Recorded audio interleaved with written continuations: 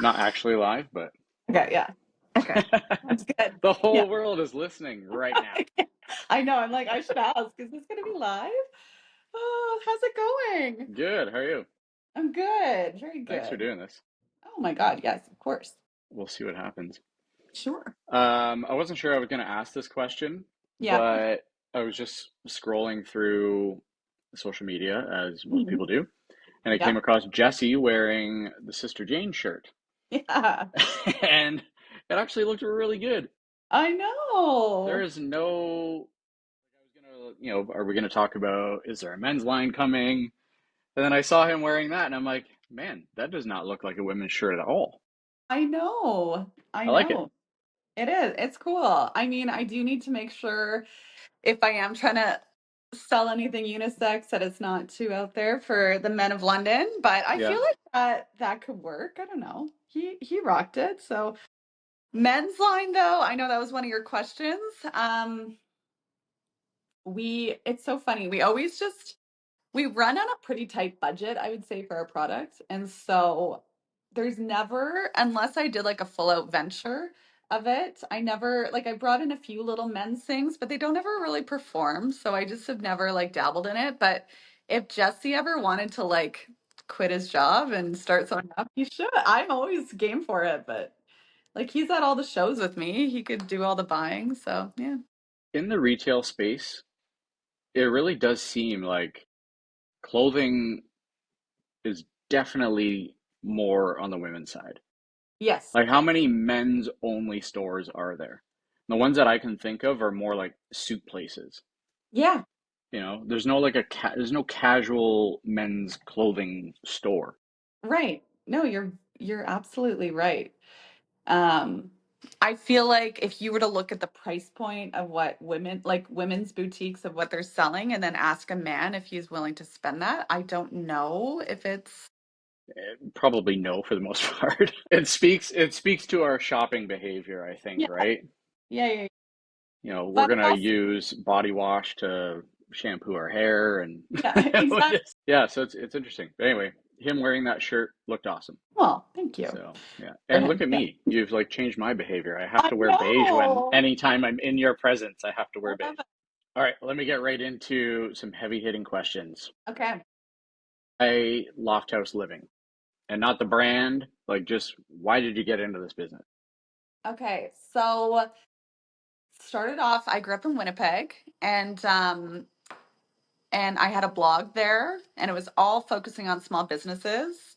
And I was really just inspired by young entrepreneurs that I never even knew growing up that having my own business as a 20-year-old was even a possibility. I was very much, and like nothing against my parents, but like they were both teachers, and you just kind of go to school for a cookie cutter job. And even just like what was available in like college and stuff like that, it wasn't necessarily super niche or being advertised. So when I interviewed these people for my blog and found out there are things in BC or in Ontario or, like specialized programs, I was pretty excited at the idea of something different for my future. And I've always loved fashion, always loved the idea of a store. And so that's kind of what brought me to Ontario. Went to Fanshawe, and then I didn't get the store right away, but it's always been in the back of my mind. And then an opportunity presented itself, and we just jumped in. So that's where I started.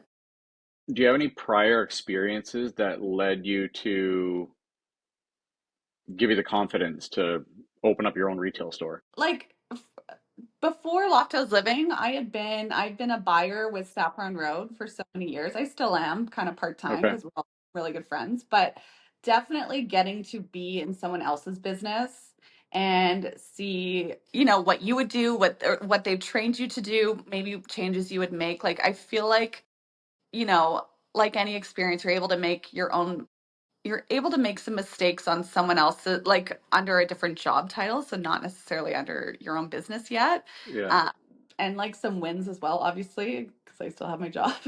and and so I feel like being at Saffron Road really gave me the ins and outs of what a store looks like. I think a lot of people look at having a store as like you get to shop and have fun, and it's definitely that. But you also are like a janitor for like cleaning the store, the bathroom, making sure outside, like if some like university kids throwing up outside your door, you gotta clean it up. Like it's not as glamorous as you think. So I Right. think I think Saffron really gave me like the scope of like New York trips, but then also like maintaining a business downtown in London. So that would be my like the best experience I received. Yeah, I think that would be super helpful too. I used to manage retail as well, Yeah, and you do get that experience of I could do this, right? Because you learn all the back end stuff and absolutely. inventory, all those sort of things. And yeah, Yes. I have the confidence where I think I could open up a store as well, as long as it like aligned with my beliefs and all that sort of stuff. Like I'm not going to open up a women's clothing store. I wouldn't even open a clothing store in general because it's not my thing. Like I'm not a fashion guy, but yeah, it's cool. Failures. My Have business either failure. been that you've learned from, or they were just like, wow, I can't believe I did that. Well, it's funny in retail. We always joke about this, about how like your failures are really sitting with you at the end of the year physically because you're looking at product that didn't sell. For me, at least. So a big fail would be like really investing in something that no one else received well, retail wise. And so I would say, yeah, there's been a few times where I've been really into something and maybe London's not ready for it. And so, you have to kind of eat that stock. And then trying to think of other things though that aren't just like, you bought the wrong thing for the store. But I would say a huge thing for me, like all the failures, you try and like pivot them to be like better. But like a failure that kind of turned into a win for me, in my opinion, with branding would be around the times of like, I want to be careful with how I say this, but around the time of Black Lives Matters, I was really pushing hard for my store um, to be like the white store, like everything's white in here, like we love white, white, Yeah. white, white. Oh, jeez.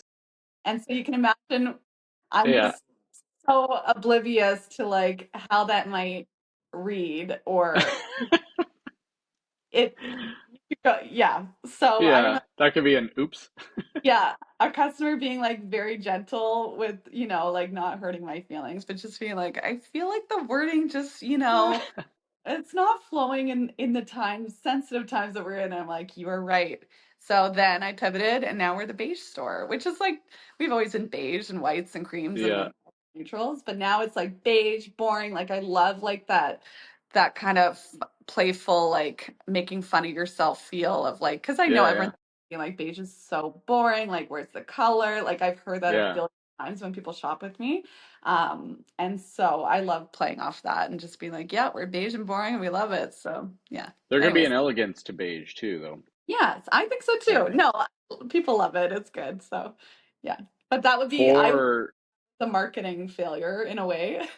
yeah, yeah, that's a good one. Yeah. Inventory. So you make a decision to carry a certain line. You were mentioning that, it might not work out and you're stuck with this inventory. How far ahead are you planning? Like, apparel is a seasonal thing, right? So Yeah. we're June 2nd, 2025 right now. Are Yes. you thinking about spring 2026 already, or where are you at? So it's funny because I would say that apparel really depends on your price point. So when you are buying things that are more expensive or higher end, I should say, such as Saffron Road carries a different price point than I do. The fabrics cost so much more, the labor costs so much more, hence why the product is more expensive. And so they're not wanting to overcut anything. So they want to know, they want to project, they want your order in like a year in advance so that they're not cutting something that sucks, like, or like that isn't going to sell. Whereas I would say my price points, like we try and keep thing, except for this new line we just brought in because I love it so much. I'd say we try and keep under $150 for clothing per item. And so that means I can really shop like now. So if I feel like the store is, missing something, I can order something and get it in within a couple weeks. But like I said, the more we graduate to higher end items, we do have to be at least like 6 months out if you want to get the good stuff.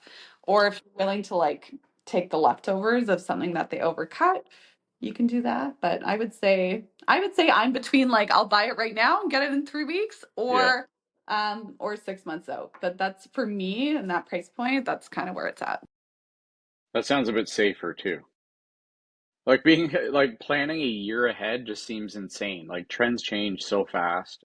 Or like imagine like during the pandemic, we ordered like for Saffron Road, we ordered like evening gowns and then the world shut down and we Yeah. still like we've signed the contract. So you're trying to market out like going out outfits when you're all locked in. So yeah, it is scary. With the beige focus Hmm. was going, it's kind of hyper niche. Yes. Was that done purposefully? How did you land on Yes. So I feel like when I was doing market research of what I wanted, I really like visited a lot of stores. Anytime Jesse and I visit cities, big or small, like I'm not making it sound like we're globetrotters, we're like just anywhere. We always like to go into small boutiques and kind of see what we like. And so I think when I was thinking about the store, and actually we got the store before I was even thinking about the store, it was really reverse. But when I had the store, you're super hyper fixated on like what are other stores doing? How does it make me feel when I shop in there? So I really collected, I would say, things that I liked from stores across the world. Granted, like I've been a buyer in New York for so many years with Saffron Road, like we've been going for years and years. And so I've been in a lot of stores that really inspired me. But then at the same time, I was taking some you can like just watch some podcasts about like branding and stuff like that and like some like so at the time the podcasts I was watching or listening to were all about niching very specifically. So they had different ways of niching, but for me I settled on like I've always loved the feeling of like Scandinavian neutrals, like just how it makes me feel. I grew up with like my Aunt Maria just always had like neutrals and like whenever I would visit a hotel that had like sheets that like were really soft, like just textures and like just it just was like a feeling to me that I really wanted to like somehow like bottle up and put in a store and make people feel that way when they come in. So it started off because Jesse and I literally had no money. It started off very DIY. So we would like paint things white versus like be able to buy things that were already white. It was very like shabby chic vintage. And then eventually, like when we started getting like, some sales and everything and putting it back into business, we were able to like really start grabbing neutral pieces and fill the store with that. I want to pick on something you just said there because everything, anytime I talk to somebody in this format, it's about taking risks and still succeeding in those risks and whether it's calculated or not. So you mentioned no money, Yeah. but you have the store. Yeah. So I want to talk a little bit about that. Like what led to how do you still move forward with something like that? Like no money, huge risk. You're going into like the retail world, which the failure rate is insane. Yeah. Like probably close to restaurants fail pretty Yeah. high too, right? So No, like it was, yeah. So we would be a very unique case that like I don't recommend it to anyone. Like it's not, I don't teach this. But we were given, so how do I describe it? When you have like my personality's, and so is Jesse, my husband. For all you know that, but anyone who's listening, yeah, but so we always are creating, we're always moving houses, as you know. We're always, building furniture because he's really handy with that.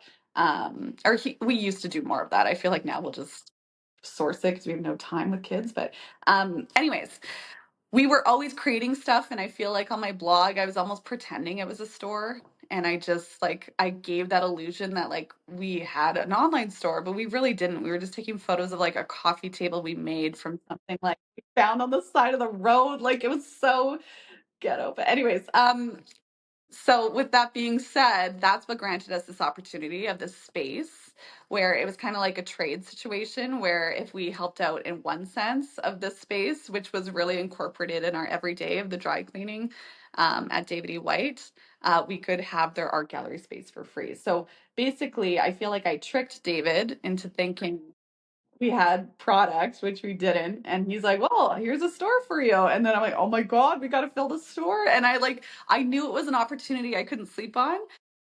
So it felt very meant to be. I feel like certain things like this happen for me where I'm just like, you got to do it, even though it feels uncomfortable. So when you say risk and everything, basically to start, we emptied our house of all of its decorative contents. So we had nothing in our house and we filled it all in the store. It looked like a garage sale.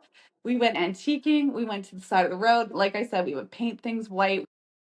We were so crafty with our product to start because we didn't want to take out a big business loan. Like, I don't even know if anyone would recommend this to start. It feels very like a lucky scenario that worked out for us.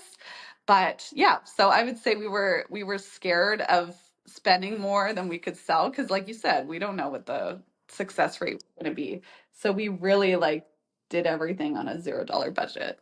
That's amazing. Yeah. It's the whole like done better is better than perfect. You Yes. know, it's the just start, right? So you don't get caught up in the paralysis, Yes. analysis paralysis, all that Yeah. sort of stuff. It's like just do it and you figure it out. Yeah. And I think that's pretty common about most entrepreneurs and people that start businesses. They don't know what they're doing at the No. beginning, but it No. doesn't matter. It's just start and you figure it out on the way, Correct. Yeah. right?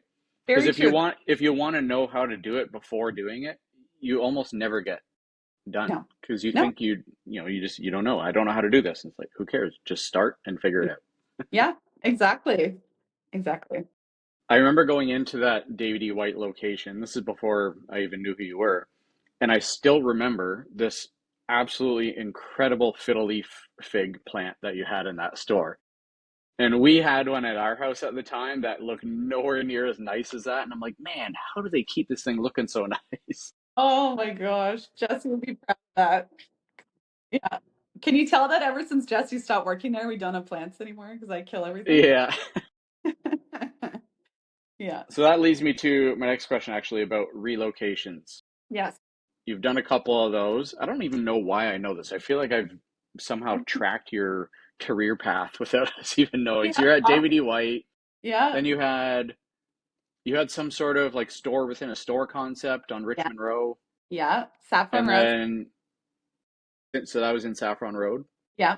In their and basement. then in the basement, and Yeah. then the Wortley Village location. Anything Correct. else? So between Saffron Road and Wortley, we were strictly out of my own personal basement. It was during the pandemic. Okay. And it's so funny because those were our most successful years to date. It's like when it was Okay. out of the house and it was online and everyone was stuck in their house and Yeah. only buy from us and HomeSense wasn't open. And yeah, Everybody had money to spend, right? true. That too. Yeah. Yeah. Yeah. So with those relocations, were what's the story there? Were they on purpose? Were there challenges that came up and you had to make some pivots to figure things out? What was going on behind the scenes? Right.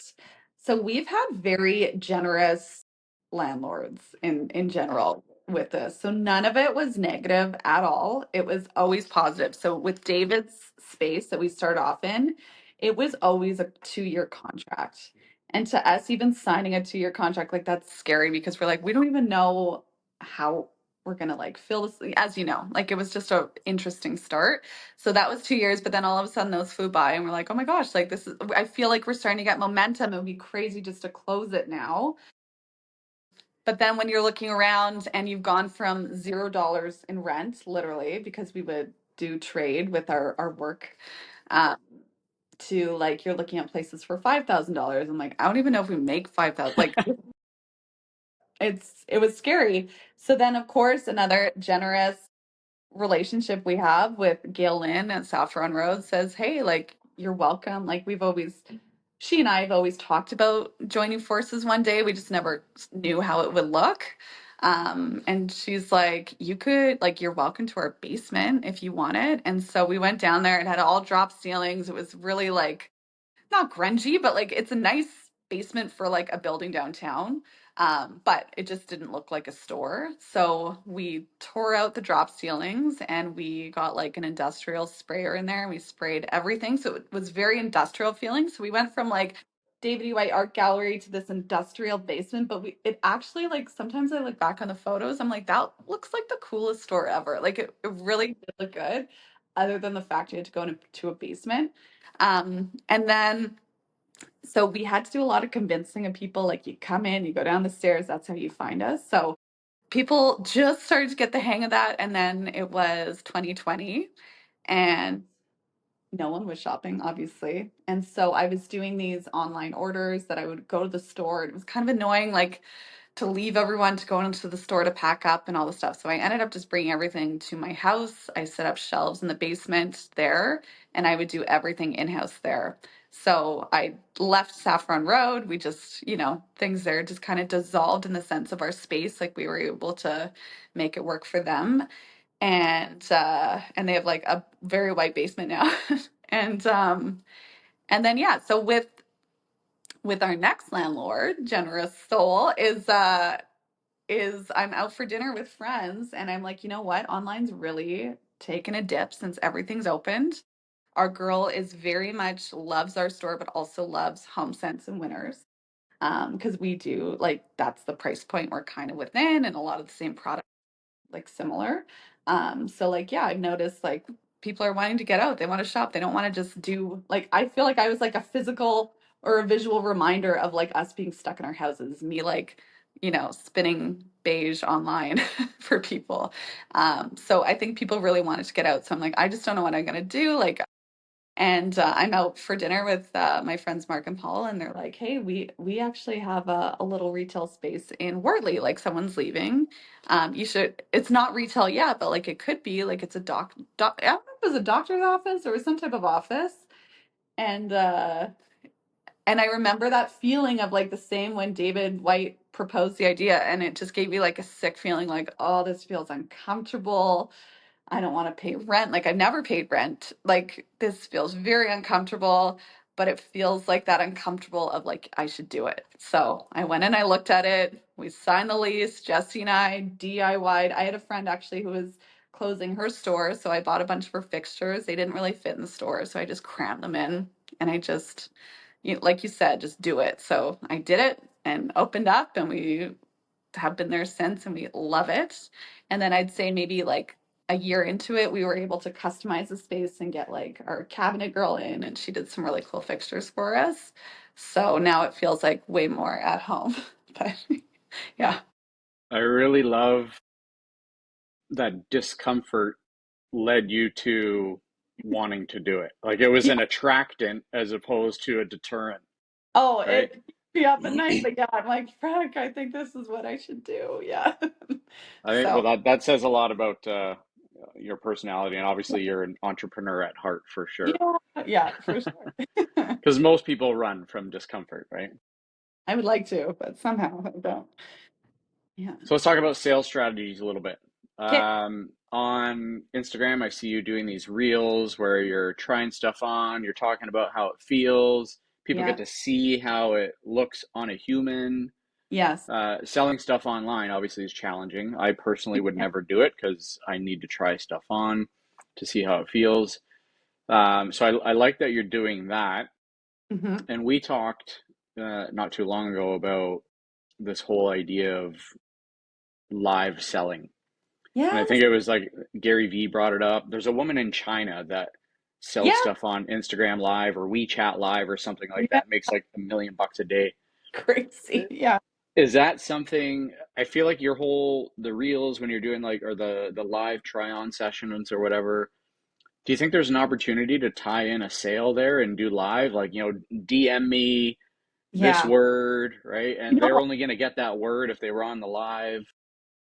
the conversation we had definitely, I don't want to say haunts me, but sorry, I mean, I think of it often and I'm like, how can I niche that to be so fitting to what me and my store is that it feels natural? Like I watch a lot of stores do lives and some of them are super successful. And then some of them, it feels like a little bit like crickets.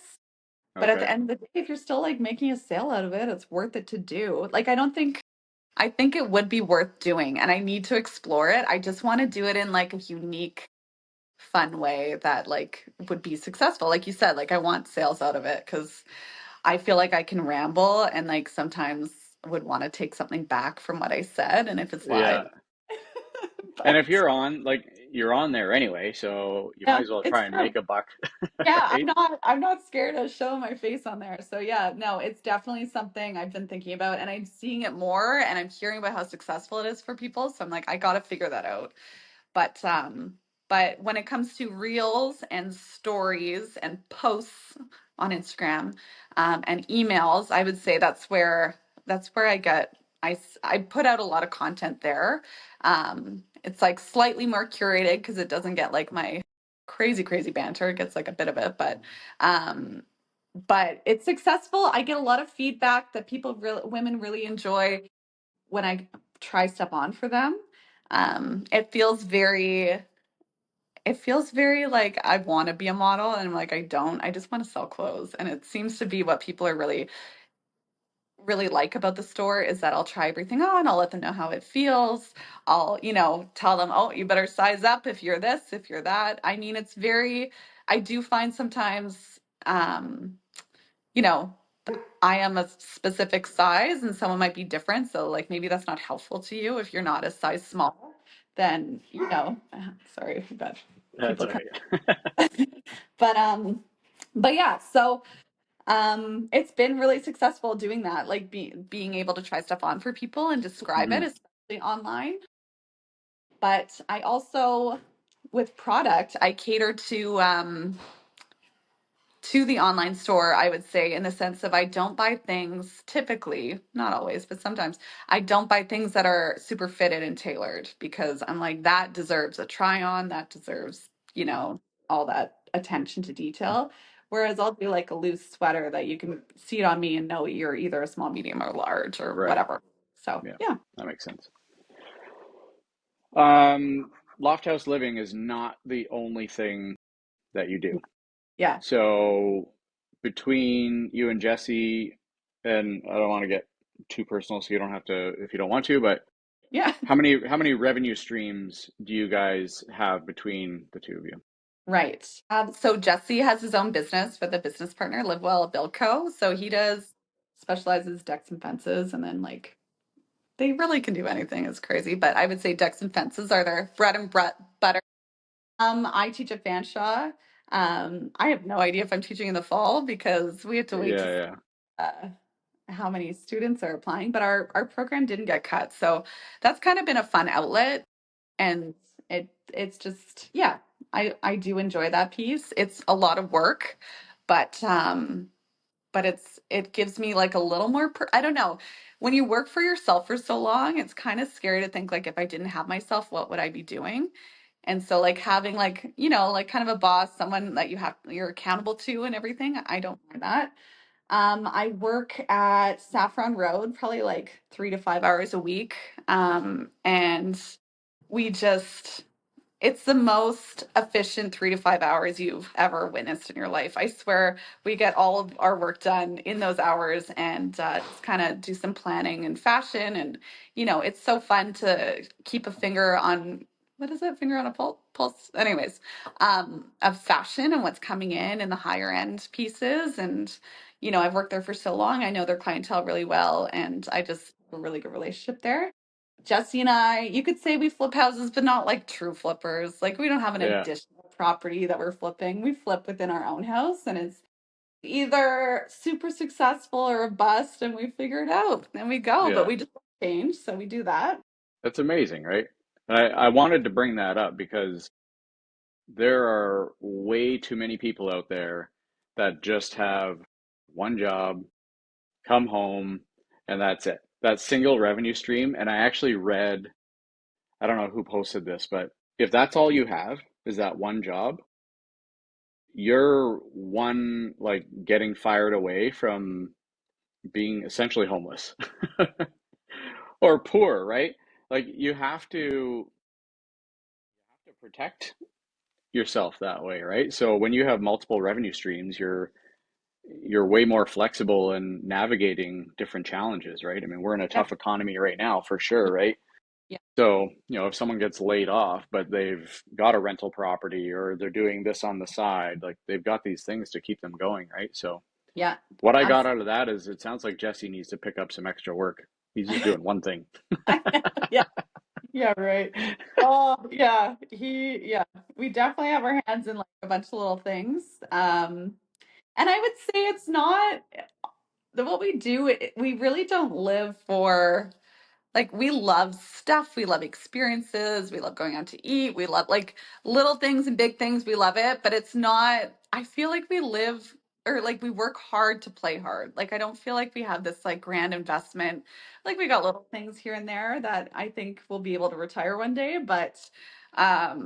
but yeah, I don't know. We do like we flip a house, we make some money, we take the kids on a trip. Like it's not like it's going into this massive pot where we're gonna find out we're billionaires one day. Like it's Yeah, very like we like to have fun and I don't know. nice. Some people that's irresponsible. To me, it's like you could be hit by a bus tomorrow and That is true. That is yeah. very true. Do you have any morning or evening routines? Oh, so we're, I don't know. To me, we have such a like random, unique, like sometimes, when you like go into another family and you're like, oh, you guys really have routines or you do specific things. We're a little chaotic, like, but it works for us. Like we're just like a little tornado family that just figures it out. We'll either wake up early or wake up late. But I do have to say, Jesse and I always seem to sit down with a cup of coffee every morning, whether we're scrolling on our phones and just like laughing and showing each other like a funny meme, or we're Yeah. like talking about something. Like we do always do that. Um, I try to go to F45 um, every day, and I would say that happens 3 to 4 times a week, not seven. But so that, and then yeah, the kids naturally kind of make you have a routine of like, a bedtime or soccer or whatever. Kind of it. Nothing crazy. Nice. No journaling or anything like that? No, I No. wish I No. was that. Yeah. I'm the same. Like I've read it and I'm like, yeah, and I've tried it. And I was I like, this know. is not me. It's I can't sit not. there and write. It's not me. Yeah.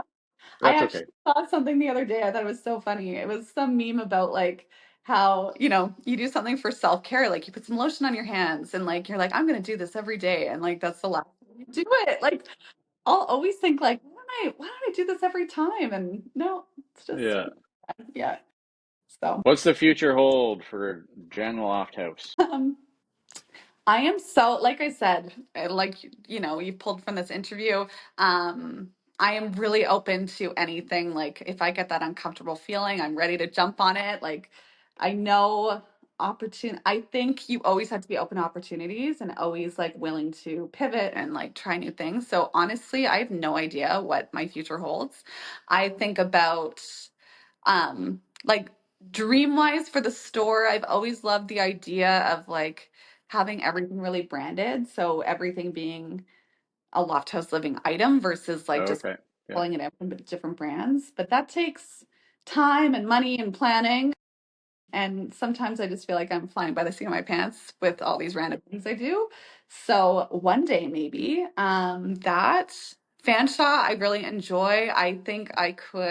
The program I think I could do a lot with the program. I would just be, yeah, it's just if the opportunity is there, if the students are there, like it could not be there in the fall. So we'll see. So I try not to put my eggs in baskets that aren't realistic, but that's really great. I don't know. What else are you thinking? What else should I be saying here?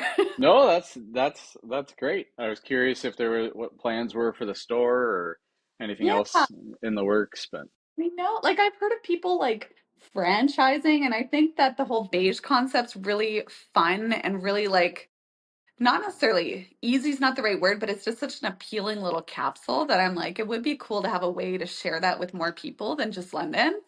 Um, I just like I go on these rant like Jesse and I we've designed a hat that we're bringing in, which we're excited about. Like there's just so many creative opportunities you can do. I wrote a book at Christmas time for like a children's book.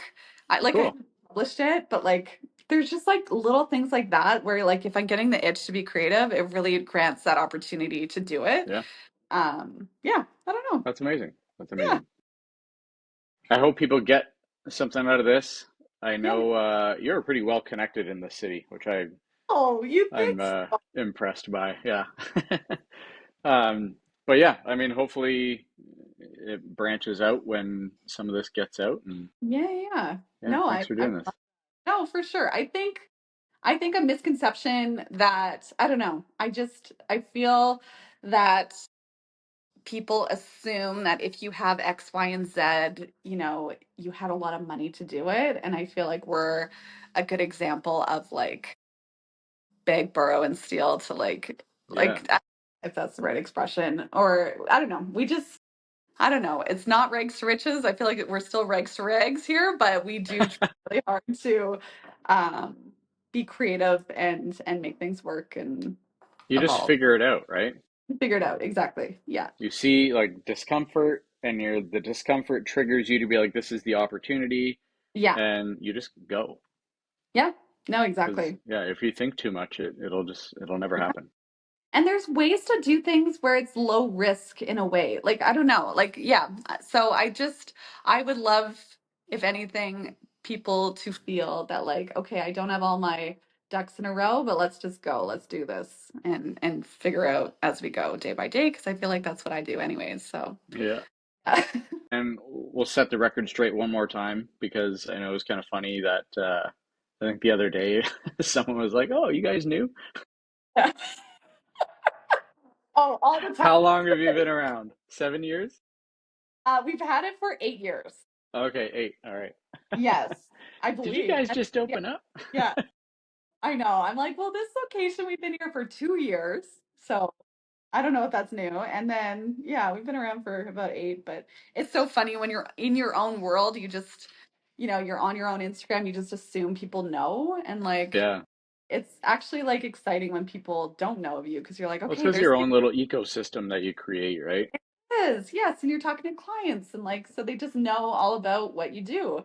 So it's kind of exciting though to meet people that have no idea because you're like, okay, there is a big market out there that I haven't reached that like Right. I want to reach. So yeah, Yeah, and there's lots of opportunity, right? totally. Anyway, Okay, thanks, Jen. That was awesome. anytime.